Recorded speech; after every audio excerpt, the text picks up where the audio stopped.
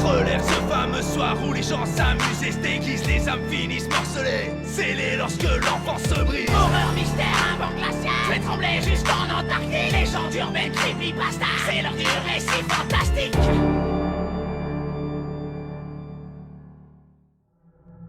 Brian Miller était assis à la maison, regardant la télé, seul. Il était vêtu de son pyjama préféré et affalé paresseusement dans son fauteuil. C'était un samedi soir, et il n'était pas exactement le genre de personne à faire quelque chose d'excitant. Il zappait sans but, se demandant s'il allait trouver quelque chose d'intéressant. Rien n'attirait Brian. Puis, il s'est tourné vers un film d'horreur. Il ne se souciait pas vraiment de quoi il s'agissait, il décida juste de le regarder jusqu'à ce qu'il s'endorme. Maintenant, Brian n'était pas un homme qui s'effrayait facilement. Il n'y avait pas grand-chose qui pouvait l'effrayer. Il trouvait que les films d'horreur étaient répétitifs, que les attractions de maisons hantées étaient une promenade dans les parcs, et il pensait que les fantômes et les extraterrestres et toutes ces choses-là n'avaient aucun sens. Cependant, il y avait une chose sur la planète Terre qui lui faisait vraiment peur. Les araignées. La façon anormale dont elles se déplaçaient, leurs pattes grêles, sans parler du fait que de nombreuses espèces étaient venimeuses. Il ne se souciait pas des fausses araignées dans les films ou les attractions d'horreur. Elles étaient fausses après tout. C'étaient les vraies araignées qui lui faisaient peur. Il ne supportait pas d'être dans la même pièce que ces choses. C'est pourquoi une part importante de son salaire a été consacrée à l'insecticide et à la garantie que sa maison n'était pas la bienvenue pour les visiteurs indésirables. Et pourtant, Brian a toujours eu peur qu'elle puisse se faufiler. Cette nuit-là, alors que le film d'horreur était bien entamé, Brian sentit ses yeux devenir lourds et commença à se lever de son fauteuil pour pouvoir aller se coucher.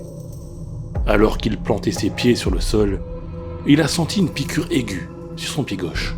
« Aïe !» s'écria Brian bruyamment. Il leva son pied et baissa les yeux, et laissa échapper un cri plus fort que ce qu'il vit. C'était une araignée, pas très grande, mais elle n'en était pas moins terrifiante. Ses fines pattes étaient marron foncé, mais son dos était un mélange aléatoire de rouge, de jaune et de bleu. On aurait dit que quelqu'un avait renversé 3 minuscules pots de peinture sur l'arachnide en même temps, produisant un étrange mélange de teintes que même l'artiste le plus ambitieux ne pourrait pas reproduire. Brian jeta un coup d'œil à son pied et vit qu'une petite marque rouge s'était formée. Il reporta son attention sur l'araignée, seulement pour la voir s'enfuir. Terrifié par l'aspect de l'araignée qui s'enfuyait pour se cacher ailleurs dans la maison, Brian attrapa une de ses pantoufles et la jeta sur l'araignée. La pantoufle s'est écrasée sur l'arachnide, cassant certaines de ses pattes et aplatissant son corps. Le corps froissé et à moitié vivant de l'insecte boitait faiblement, d'une manière bizarre et désespérée. Saisissant l'occasion, Brian courut en avant, ramassa à nouveau la pantoufle et frappa avec l'araignée jusqu'à ce qu'elle cesse de bouger. Alors que son adrénaline diminuait, Brian regarda vers le bas pour voir la masse écrasée de pattes grêles qui était auparavant une araignée. Puis, vit quelques-unes des mêmes appendices sur le dessous de sa pantoufle. Eh bien, je ne porterai plus jamais ça. Après avoir jeté les pantoufles, Brian a attrapé des serviettes en papier et a commencé à nettoyer le cadavre de l'araignée morte. Honnêtement, c'est le pire, pensa Brian. Les araignées vivantes étaient effrayantes, mais les mortes étaient dégoûtantes. Brian est allé à la salle de bain, tenant désespérément ses mains loin de lui, dans une sorte de marche de Frankenstein, jusqu'à ce qu'il puisse les laver 2 fois. Une fois qu'il eut fini, Brian vit que le film était toujours allumé. Alors qu'il réorganisait les livres qui avaient été renversés, il tendit la main vers la télécommande. Au lieu des boutons en caoutchouc et du boîtier en plastique de sa télécommande, il sentit une surface lisse et tremblotante, puis quelque chose rampant sur ses doigts. Il tourna sa tête pour voir une araignée qui avait grimpé sur la télécommande et grimpait maintenant sur son bras. Brian a hurlé. Il secoua l'araignée. Alors qu'elle tombait au sol, Brian remarqua qu'elle ressemblait beaucoup à l'araignée d'avant. En fait, il était prêt à parier qu'il s'agissait de la même espèce. Avant qu'elle ne puisse s'enfuir, Brian a ramassé sa deuxième pantoufle et a frappé l'araignée à mort. Puis, il jeta la pantoufle et alla se laver les mains. Il a ensuite attrapé l'autre serviette en papier et est allé dans son salon pour nettoyer le désordre. mais il n'y avait aucune trace d'araignée morte, ce qui n'avait pas beaucoup de sens pour Brian. Il a cherché dans toute la pièce le cadavre de l'arachnide, mais n'a rien trouvé. Peut-être qu'elle a été emportée par le vent, ou quelque chose comme ça. Marmonna Brian pour lui-même. Ou peut-être qu'elle n'est pas morte. Peut-être qu'elle est toujours chez toi. Suggéra une voix à l'arrière de la tête de Brian. Brian a choisi d'ignorer cette théorie inutile et a décidé d'aller quand même dormir, se sentant trop fatigué pour toute autre action. Il retourna une dernière fois dans sa salle de bain pour se brosser les dents. Brian bâilla bruyamment en pressant de la pâte sur sa brosse à dents et en la mettant dans sa bouche. Ses sentiments de somnolence ont été rapidement remplacés par un sentiment de panique intense. Brian avait l'impression qu'il y avait quelque chose dans sa bouche, autre qu'une brosse à dents. Quelque chose qui bougeait, quelque chose de vivant. Il recracha à la hâte, puis regarda avec choc la créature dans l'évier devant lui. C'était l'araignée. La même araignée, avec les mêmes marques rouges, jaunes et bleues. Morte avec l'impact d'avoir heurté l'évier. Comment était-elle entrée dans sa bouche? Comment était-ce possible? Comment... L'esprit de Brian s'emballait avec des explications pour l'événement inexplicable, tout cela ayant pour résultat l'approfondissement de sa confusion. Elle a rampé sur ma brosse à dents quand je ne regardais pas. Ensuite, je mets la brosse à dents dans ma bouche. Ouais, ça a du sens, se dit Brian. Bien sûr, la réalisation qu'il avait vu l'araignée 3 fois en une nuit n'a rien fait pour apaiser ses peurs.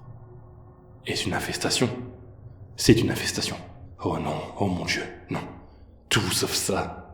Se sentant soudain étourdi, Brian ouvrit son armoire à médicaments et prit des médicaments contre l'anxiété. Il en avait toujours gardé, au cas où. Brian ferma l'armoire et vérifia dans le miroir si elle avait l'air toujours aussi mal qu'il se sentait. Seulement pour remarquer très rapidement la même araignée rampante juste sous son oreille gauche. Il a hurlé. Brian se frappa désespérément au visage, essayant d'enlever l'araignée. Il avait fermé les yeux, trop effrayé, pour voir la monstruosité malveillante. Même s'il ne pouvait pas la voir, il pouvait toujours la sentir, rampant sur tout son visage. C'était comme si elle n'était pas seulement sur sa peau, mais également à l'intérieur de sa peau. Il la sentit ramper sous elle. Il la sentait dans chaque vaisseau sanguin, chaque os, chaque fibre de son être. C'était dégoûtant, c'était terrifiant. Dans sa lutte, Brian a trébuché en arrière et est tombé au sol. Il ne sentait plus l'arachnide bouger dans son corps. Il se leva d'un bond et s'enfuit de la salle de bain aussi vite qu'il le put. Cela n'avait aucun sens. Il devait y avoir une explication. Cela ne pouvait arriver. C'est impossible, cria Brian à tue-tête. Il s'est précipité dans le salon pour tenter de s'échapper du purgatoire qui était maintenant devenu sa maison. Brian était sur le point de traverser la pièce et de sauter par la porte. Mais la scène qu'il vit était épouvantable. Il y en avait plusieurs, peut-être des dizaines, peut-être des centaines. Les mêmes araignées, les mêmes pattes brunes avec la même coloration aléatoire, rouge, jaune et bleu. Elles étaient partout sur son sol, rampant sur sa chaise, rampant sur ses livres, dans ses chaussures vides et à travers le porte-manteau. C'est à ce moment que sa peur avait basculé en rage. C'était son sol, sa chaise, ses livres, ses chaussures, sa maison. Ces araignées, ces choses révoltantes et répugnantes rampaient sur sa propriété. Non, il en avait fini d'avoir peur. Il était au-delà de la peur et était maintenant passé à la colère. Une colère bouillonnante et destructrice. Brian a pris d'assaut le nid d'arachnide et a commencé à tous les écraser avec ses pieds nus. Le traumatisme des événements précédents de la nuit l'avait conduit à une rage vengeresse et à un désir de vengeance. Brian a piétiné toutes les araignées, sans plus se soucier du désordre, des germes ou des appendices cassés. Il secoua les araignées d'un livre et s'en servit pour écraser les araignées qui s'accommodaient de son fauteuil. Il a continué à tuer les créatures à 8 pattes jusqu'à ce qu'il soit convaincu qu'elles étaient toutes mortes. Épuisé, Brian sentit sa colère mijoter et il s'assit dans un coin de la pièce qui n'était pas couvert de carcasses d'araignées pour réfléchir aux événements qui s'étaient écoulés.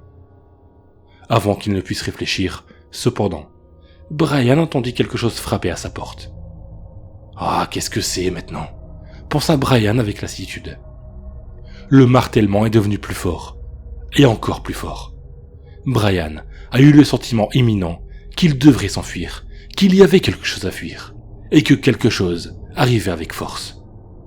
Avant qu'il ne puisse passer à l'action, toute la façade de sa maison a été démolie et le monstre responsable est entré.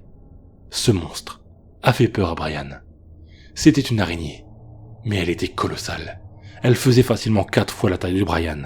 Ses pattes étaient épaisses et velues, frappant contre le sol pendant qu'elle marchait, faisant trembler la maison à chaque fois qu'elle bougeait. Le mastodonte avait détruit sans effort un quart de la maison, et continuait à en détruire davantage, à chaque pas qu'elle faisait. Brian pouvait clairement voir le visage de l'araignée. Il y avait 8 yeux noirs et 2 mandibules qui claquaient de manière menaçante, avec un peu de glaire et verre infect dégoulinant de sa bouche, qui brûlait et formait des trous dans le plancher. Brian a tenté de s'échapper, mais l'araignée a bondi en avant, détruisant son toit et a coincé Brian avec l'une de ses pattes. Brian ne pouvait pas bouger. Il avait presque l'impression que ses côtes craquaient sous la pression de l'araignée. Brian hurlait, suppliant l'araignée géante de l'épargner. Celle-ci rapprocha ses mâchoires terrifiantes, continuant à tenir Brian à sa place. Il continua de hurler et d'appeler à l'aide. L'araignée avança légèrement son visage, se préparant à en prendre une bouchée. Alors qu'elle s'est précipitée, Brian laissa échapper un cri. « Respirez, monsieur Miller, vous allez bien. Vous êtes en sécurité. » Brian ouvrit les yeux. Il leva les yeux pour voir un homme d'une 40aine d'années en blouse blanche. L'homme avait posé sa main sur l'épaule gauche de Brian et le regardait avec inquiétude. Il était dans un hôpital, sur un lit. Son bras était relié à une intraveineuse et il était vêtu d'une blouse de patient. « Ne vous inquiétez pas, monsieur Miller. Il n'y a pas besoin d'avoir peur, » a dit l'homme, apparemment un médecin, d'une manière apaisante. Sentant la question dans les yeux de son patient, le docteur continua. « Vous aviez une crise de panique dans votre sommeil. Vous avez de la chance que je sois venu vous voir. Vous avez traversé une sacrée chevauchée. C'est le moins qu'on puisse dire. » Brian ne pouvait rien dire d'autre que... « Quoi ? Hier soir, vos voisins vous ont entendu crier et ont appelé la police. Apparemment, vous avez été mordu par l'une des araignées venimeuses qui s'était échappée du centre d'études de la faune à proximité, puisque nous l'avons trouvé en train de ramper sur votre visage. » Brian se souvient de la façon dont il avait été mordu, à l'orteil, et baissa les yeux pour voir que la marque rouge s'était maintenant transformée en une vilaine éruption cutanée. Mais j'ai vu une araignée géante, a prononcé Brian, impuissant. Ah oui, eh bien, l'espèce par laquelle vous avez été mordu est connue pour provoquer des hallucinations sauvages. En juger par vos cris, je dirais que vous avez vu des trucs cauchemardesques. Vous n'avez aucune idée. Brian soupira. Il a commencé à se lever, seulement pour constater qu'il ne pouvait pas. Il regarda le docteur avec confusion. L'araignée est également connue pour provoquer la paralysie. Vous ne vous leverez donc pas dans les prochaines heures. À ce moment-là, le médicament fera son effet et vous vous sentirez beaucoup mieux. Le docteur sourit à Brian. Je vais envoyer une infirmière vous occuper de vous, dit le médecin en sortant. Brian hocha la tête, réalisant qu'il pouvait encore la bouger. Puis, il s'est mis à rire. Assez fort en fait. Ce n'était qu'un rêve, un cauchemar, une hallucination. Brian a silencieusement remercié les forces au-dessus que rien de tout cela n'était réel. Maintenant, il n'avait qu'à attendre jusqu'à ce qu'il puisse marcher à nouveau. Ah, je le jure que je m'approcherai plus jamais d'une autre araignée. Dieu merci, c'est fini. Brian a commencé à avoir soif. Alors il a tourné la tête pour voir si l'infirmière avait laissé de l'eau. Quand il a remarqué quelque chose rampant sur le côté de son lit. Une petite chose misérable, avec des fines pattes marron foncées. Et son dos était un mélange désordonné, de rouge, de jaune et de bleu. C'était une araignée, la même araignée, et elle rampait droit vers lui.